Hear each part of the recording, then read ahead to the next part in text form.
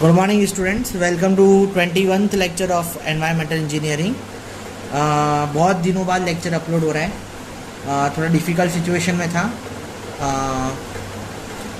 Positive ऐसे तो मैं रहता ही हूँ, पर इस बार कोरोना वायरस की वजह से पॉजिटिव रहा मैं, और उसकी वजह से ही आइसोलेशन में था, तो मैं लेक्चर्स अपलोड नहीं कर पा रहा था। तो हमारा एक्चुअली कोर्स बहुत पीछे है, बहुत यानी बहुत पीछे। तो अभी हम ट्राई करेंगे कि मैक्सिमम इम्पोर्टेंट टॉपिक कवर करें। और एनवायरमेंटल सब्जेक्ट जितना इजी आप समझते उतना इजी है नहीं। इस बार बहुत हार्ड इसके अंदर बहुत सारे टॉपिक्स कंसिडर करे गए हैं। तो मेहरबानी करके एनवायरमेंटल इंजीनियरिंग पे थोड़ा फोकस आप लोग ज़्यादा देना, नहीं तो सबके सब टपक जाओगे ये सब्जेक्ट के अंदर, ये मेरी गारंटी है। हाँ, लास्ट टाइम हमने कहाँ तक किया था? लास्ट टाइम हमने एल्कानिटी के बारे में पढ़ा था, ठीक है।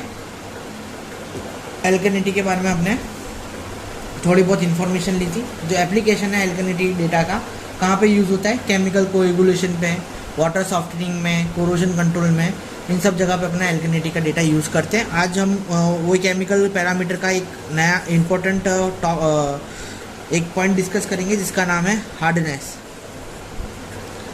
हार्डनेस मई 2015 में पूछा गया है, नवंबर 2016 में पूछा गया है,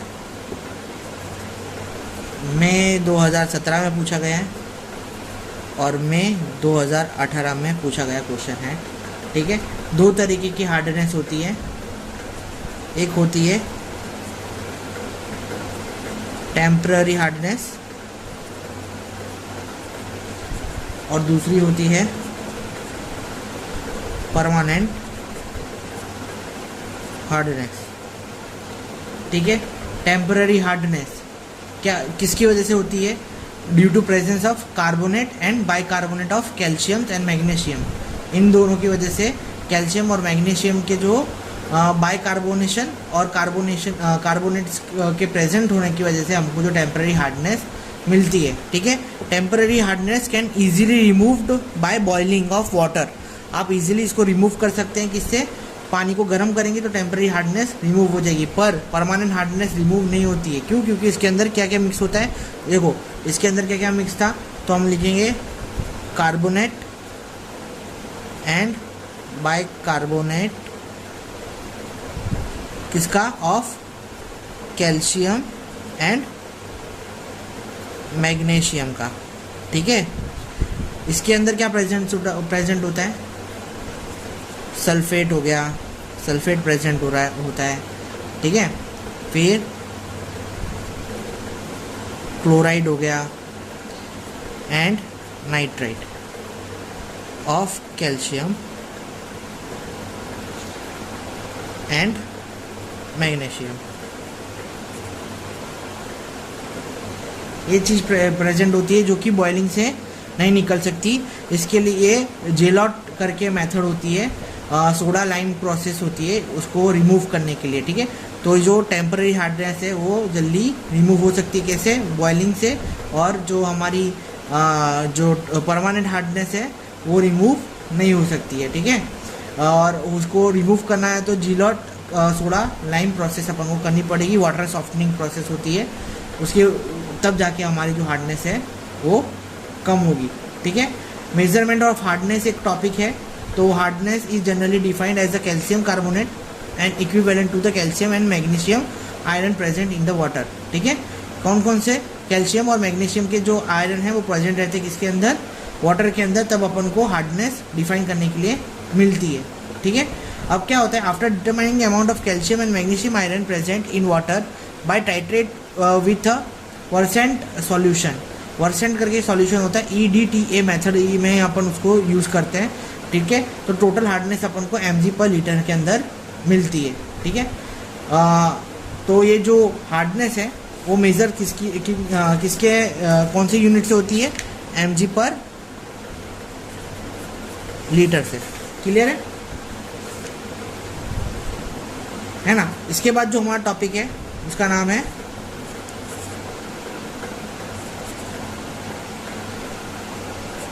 क्लोराइड्स। ठीक है। अब क्लासिफिकेशन ऑफ हार्डनेस एक रह गया। क्लासिफिकेशन ऑफ हार्डनेस के अंदर क्या पीपीएम में टोटल जो हार्डनेस है ऑफ CaCO3 उससे अपन निकालते हैं। लेस देन 50 हो तो सॉफ्ट है पानी, ठीक है। 50 से 150 ppm है तो मॉडरेट हार्डनेस है। 150 से 300 की रेंज में है हमारा ppm तो वो हार्ड वाटर है, और 300 से अबव है हमारा जो ppm तो वो वेरी हार्ड पानी है, समझ में है। तो इसके हिसाब से जो हार्डनेस है वो क्लासीफाई अपन कर सकते हैं, है ना। इसके बाद हमारा जो है नेक्स्ट टॉपिक वो है क्लोराइड। क्लोराइड जो मेनली जो क्लोराइड है mainly due to instruction of sea water से, बेरियल से, इंडस्ट्री वेस्ट वाटर से, डोमेस्टिक वेस्ट वाटर से वाटर सप्लाई सोर्स के अंदर आ जाते हैं, समझ में आया, ठीक है। और जो क्लोराइड है वो जनरली प्रेजेंट होता है पानी के अंदर as a calcium chloride, sodium chloride और मैग्नीशियम क्लोराइड के माध्यम से, ठीक है। तो किससे हमको क्लोराइड देखने के मिलते हैं? Mainly intrusion of sea water,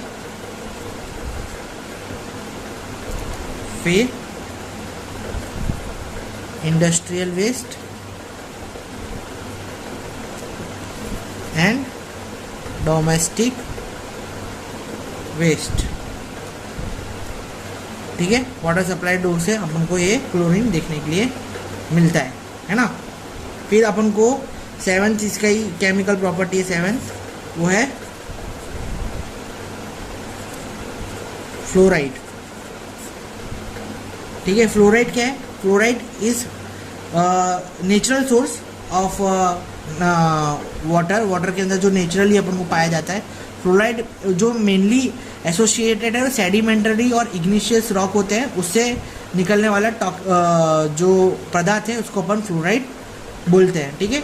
वो टॉक्सिक होता है ह्यूमन और एनिमल्स के लिए, और ज़्यादा लार्ज क्वांटिटी में अगर उसका कॉन्सेंट्रेशन अपन को मिलता है वो हानिकारक भी हो सकता है। पर अपन को वो, और जैसे आपने वो देखा होगा ना, वो कुंड होते हैं, कुंड के अंदर फ्लोराइड की मात्रा ज़्यादा होती है जिसकी वजह से स्किन रॉक सही हो जाता है। आपने बहुत जगह पे आपने देखा होगा कि कुंड बने हुए होते हैं ऑटोमेटिकली गर्म, जिसके अंदर से धुआं निकलता है, ठीक है। पानी उसका गर्म रहता है ऑटोमेटिकली, वो इसकी वजह से ही रहता है, फ्लोराइड की वजह से, समझ में है ना। फिर उसके अंदर और जो 8 हमारा पॉइंट है वो है मेटल, ठीक है। मेटल भी बहुत सारे अपन पाए जाते हैं, बेरियम हो गया, कैडमियम हो गया, क्रोमियम हो गया, लीड हो गया, मर्क्यूरी हो गया। इस तरीके के जो मेटल हैं अपन को हमारे पानी के अंदर देखने के लिए मिलते हैं, क्लियर। फिर जो 9वां पॉइंट है अपना वो है नाइट्रोजन एंड इट्स कंपाउंड, ठीक है। नाइट्रोजन के 4 कंपाउंड्स हैं जो मेनली अपन को देखने के लिए मिलते हैं। पहला है फ्री एमोनिया, दूसरा नाइट्राइट्स, तीसरा नाइट्रेट्स एंड चौथा एल्ब्यूमिनॉइड नाइट्रोजन, क्लियर है ना। ये सारे के सारे कंपाउंड अपन को किससे देखने के लिए मिलते हैं? डीकम्पोजिशन से अपन को देखने के लिए मिलते हैं। डीकम्पोजिशन अगर पानी के अंदर हो रहा है किसका भी, ह्यूमन बॉडी का या एनिमल बॉडी का, तो उसके अंदर से ये सारे नाइट्रोजन के कंपाउंड देखने के लिए आपको मिलेंगे, ठीक है। और 10th हमारा जो पॉइंट है वो है डिजॉल्व गैस। कौन कौन सी डिजॉल्व गैस देखने के लिए मिलेगी आपको? डिजॉल्व गैस के अंदर है सबसे पहले DO, जिसको अपन बोलते हैं डिजॉल्व ऑक्सीजन। डिजॉल्व ऑक्सीजन देखने के लिए मिलेगी, ठीक है। Surface water get oxygen dissolved either from atmosphere और due to the activity of algae and tiny plants like water, ठीक है। इस सरफेस जो पानी का जो सरफेस है वो ऑक्सीजन एटमॉस्फेयर से भी डिजॉल्व कर सकता है, और एल्गी के द्वारा भी डिजॉल्व होती है, और अदर जो टाइनी मटेरियल जीव जंतु होते हैं, प्लांट्स होते हैं, अनवांटेड प्लांट्स होते हैं, उनसे भी अपन को ऑक्सीजन डिजॉल्व देखने के लिए मिलती है, ठीक है। अब जो DO का कंटेन है वो 9.2 mg पर लीटर होना चाहिए, 30 डिग्री सेल्सियस में इट इज़ अराउंड 7.6 mg/लीटर, ठीक है।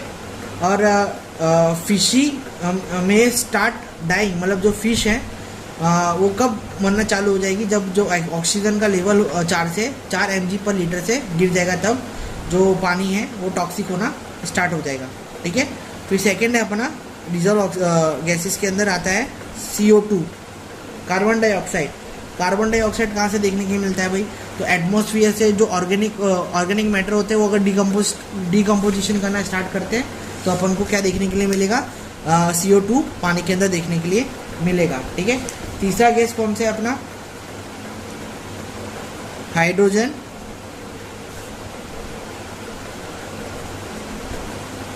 सल्फाइड, ठीक है। H2S देखने के लिए भी अपन को मिलता है, ठीक है। इनऑर्गेनिक, ये भी अगर ऑर्गेनिक जो मैटर है बहुत दिन, जैसे कि डोमेस्टिक वेस्ट है अपन ने पानी के अंदर छोड़ दिया, तो वो क्या है, डोमेस्टिक वेस्ट डिकम्पोज होगा तो क्या पैदा करेगा, हाइड्रोजन सल्फेट पैदा करेगा। और जो लास्ट कंपाउंड डिजॉल्व गैस में अपन को देखने के लिए मिलता है वो है नाइट्रोजन एंड मीथेन, ठीक है। Nitrogen gas is not very important, ज़्यादा इंपॉर्टेंट नहीं है, पर द कॉन्सेंट्रेशन ऑफ मीथेन या वो एक्सप्लोजिव प्रॉपर्टी पानी के अंदर पैदा कर सकता है, समझ में है। तो ये था अपना क्या बोलते हैं 10 पैरामीटर्स, केमिकल पैरामीटर्स जो अपन को क्या बोलते हैं पढ़ना ज़रूरी है। एक तो अपन ने फिजिकल पैरामीटर्स पढ़ लिए पानी के कौन कौन से होते हैं, और ये हमारा केमिकल पैरामीटर्स आज यहाँ पे ख़त्म होता है। तो नेक्स्ट टॉपिक है टेस्टिंग के बारे में, कौन कौन से टेस्ट, किस तरीके से टेस्ट अपन डिटेक्ट कर सकते हैं बैक्टीरिया, उसके बारे में क्विक एक बार देख लेते हैं कोई कौन कौन से टेस्ट हैं। उसके बाद फिर अपन एक वाटर बॉर्न डिजीज़ के बारे में पढ़ेंगे, और उसके बाद एक सम सॉल्व करेंगे, ओके।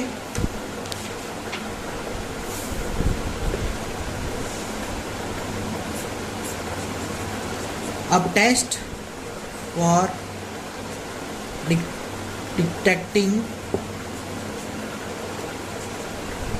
पैथोजेंस इन वाटर, दो तरीके के टेस्ट है। एक होता है इक्वल टेस्ट, जिसको बीकॉइल टेस्ट भी बोलते हैं, और दूसरा है मेम्ब्रेन फिल्टर टेक्निक, ठीक है। इक्वल टेस्ट के अंदर भी 3 तरीके के टेस्ट होते हैं। एक होता है प्रिज्यूम्टिव टेस्ट, दूसरा होता है कंफर्म टेस्ट, और तीसरा होता है कंप्लीट टेस्ट, ठीक है। अब इक्वल टेस्ट को MPN टेस्ट भी बोला जाता है, मोस्ट प्रोबेबली नंबर टेस्ट, ठीक है। 3 तरीके के टेस्ट होते हैं। प्रिज्यूम टेस्ट क्या होता है कि भाई 2 ट्यूब लेते हैं, एक फर्मेंट लैक्टस ब्रोथ करके ट्यूब होती है, वो ट्यूब लिया जाता है, और दोनों ट्यूब के अंदर फर्मेंटेशन के थोड़े जो हमको पानी टेस्ट करना है वो पानी उसके अंदर डाला जाता है। उसको अपन को 37 डिग्री सेल्सियस पे 2 दिन रखने का। अगर उसके अंदर अपन को दिखाया है कि भाई गैस पैदा हो रही है, ठीक है, तो वो जो पानी है वो ड्रिंकेबल पानी नहीं है, ठीक है, हम वो पानी पी नहीं सकते। अगर कोई भी गैस पैदा नहीं हो रही है तो अपन पानी उसको पी सकते हैं, ठीक है। अगर कोई भी तरीके की गैस या अपन को बीकॉइल बैक्टीरिया देखने के लिए उसके अंदर मिल रहा है तो वो पानी सेफ नहीं है। सेम चीज़ कंफर्म टेस्ट के अंदर होती है, ठीक है। इसके अंदर क्या होता है, इसके अंदर फर्मेंटेशन ट्यूब्स होती है, तो उसकी जगह अपन यहाँ पे क्या करते हैं, एंडोसिन, मिथाइन लाइन एंड ब्लू एगर करके प्लेट्स होती है, उसके ऊपर अपन पानी रखते हैं, और 24 आवर्स को 37 डिग्री सेल्सियस में 24 आवर्स के लिए वो पानी रखते हैं। अगर वो पानी के अंदर अपन को बैक्टीरिया जनरेट देखने के लिए मिलता है तो वो पानी पीने लायक नहीं है, ठीक है। और फिर वो पानी को अपन क्या करते हैं, फर्मेंटेशन ट्यूब के अंदर डालते हैं 28 आवर्स के लिए। अगर उसके अंदर गैस देखने के लिए मिल जाए तो वो पानी बिल्कुल पीने लायक नहीं है, ऐसा माना जाता है। और लास्ट में कंप्लीट टेस्ट है। कंप्लीट टेस्ट भी सेम होता है, ठीक है। जो आगे के सैंपल्स होते हैं उसको लैक्टस ब्रूथ फर्मेंटेशन ट्यूब और अगर ट्यूब, 2 ट्यूब्स के अंदर डाला जाता है 24 to 48 आवर्स के लिए।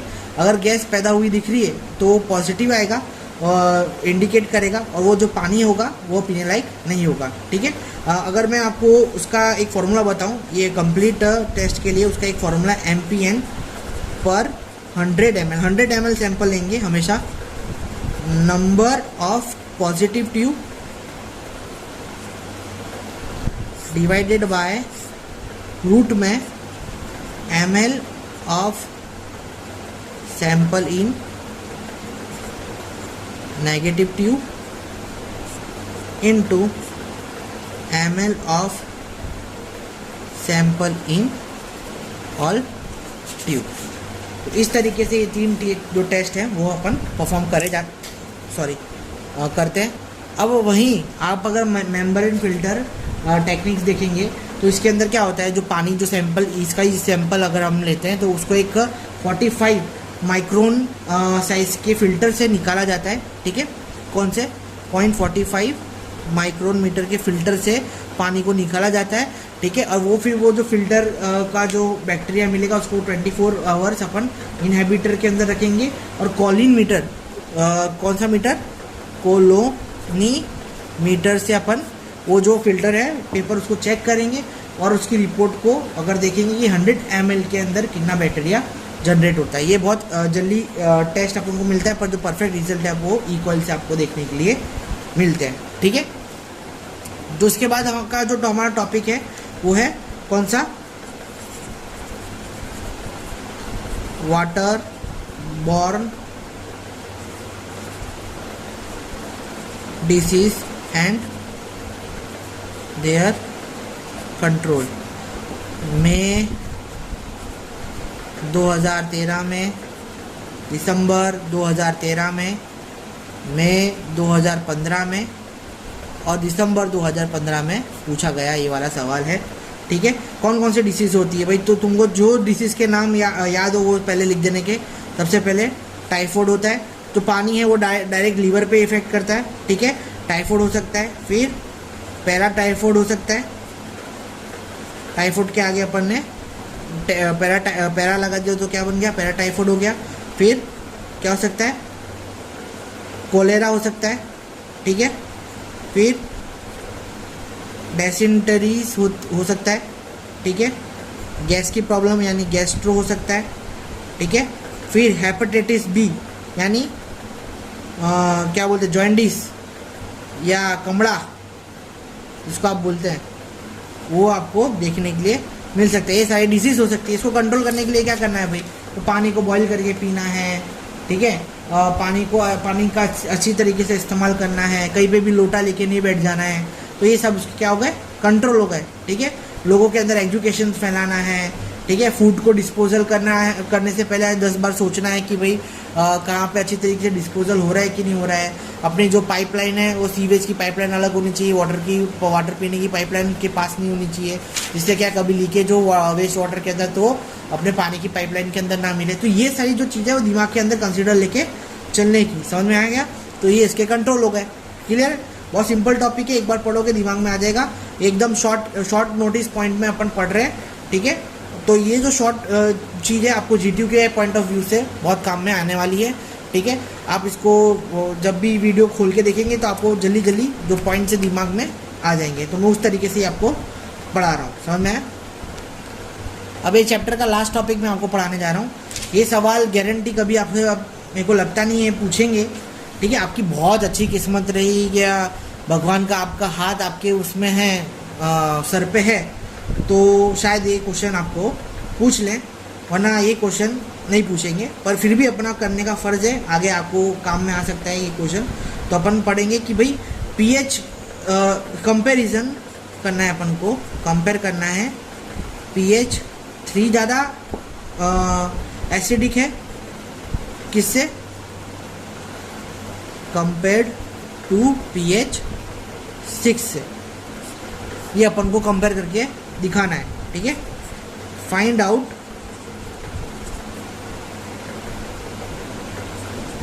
हाउ मच एसिडिक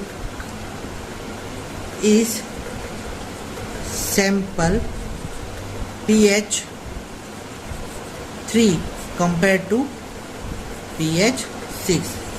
ये ऐसा क्वेश्चन रहेगा, ठीक है। सबसे पहले क्या करना है, pH का एक फॉर्मूला है जो मैंने आगे आपको पढ़ाया था, log 10 1 हाइड्रोजन आयरन, ठीक है। ये अपना फॉर्मूला अपने दिमाग में रखने का। अब अपन को क्या देके रखा है, डायरेक्ट pH देके रखा है, तो यहाँ पे इसकी वैल्यू डाल दो, ठीक है। log 10 1 H प्लस, है ना। अब अपन क्या करेंगे कि ये जो है 10 को इसको रिमूव करेंगे तो ये H ऊपर आ जाएगा, ठीक है। H ऊपर आ जाएगा तो अपन क्या करेंगे, ये जो चीज़ है इसके ऊपर लगा देंगे, तो यानी H प्लस आयरन अपन इसको ऐसे लिख सकते हैं 10⁻³ मोल्स पर लीटर। समझ में, सेम चीज़ अपन किसके लिए करेंगे, pH log 10। ये फर्स्ट स्टैंडर्ड के जो बच्चे होते हैं ना, उनके लिए ये सम है,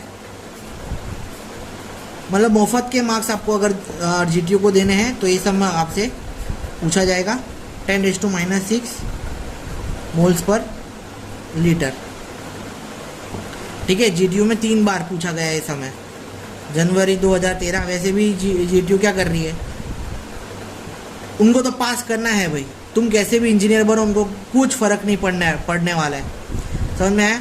तो अब तुम्हारे जो जीवन की डोर है अब तुम्हारे हाथ में ही है, ठीक है। अब तुम लोगों की जिज्ञासा होनी चाहिए कि मेरे को कुछ चीज़ सीखनी है। बाकी अब GTU को कुछ पड़ी नहीं है, उसके सिस्टम से अपन को एकदम क्लियर दिखाई दे रहा है कि भाई कुछ नहीं होने वाला है, गधे पैदे हो रहे हैं, है ना। सबको जो 10 साल से इंजीनियरिंग में अटके हुए थे उनको भी पास कर दिया है, तो अब तो मेरे को लगता है भैया इंजीनियर की कोई वैल्यू नहीं रह गई है। आप देखो, अब ये इसको कंपेयर करना है तो क्या करेंगे, इसको इससे डिवाइड कर देंगे, पता चल जाएगा कि ना एसिडिक है।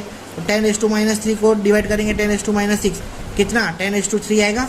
तो ये अपना आंसर हो गया अभी 10⁻3, मतलब अपन कंपेयर करेंगे तो 1000 जितना pH जो है इसका, अगर 0.3 है और 0.6 है तो 0.3000 टाइम्स कितना है एसिडिक है, किससे, pH 6 की वैल्यू से। इस तरीके के सम्स आपको पूछे जाएंगे। सिंपल सम है, आगे भी जो बहुत सारे सम्स देखे रखे हैं उसको एक बार लुक थ्रू करना। आज के लिए इतना ही रखते हैं, आज का ये चैप्टर खत्म होता है अपना फर्स्ट चैप्टर। और रोज लेक्चर्स देखोगे तो तुम्हारा ही फायदा है, नहीं देखोगे तो वो गधे की लिस्ट में आपका नाम ऐड हो जाएगा, ठीक है। इंजीनियरिंग करने के बाद कहीं पे 5-6 हज़ार की जॉब करनी पड़ेगी, है ना। वो नहीं करना है अपन को, तो अच्छी तरीके से पढ़ो लिखो और आगे बढ़ो। कल के डेट में अपन सेकंड चैप्टर स्टार्ट करेंगे, collection and conveyance of water, ठीक है। आज के लिए इतना ही, बाय।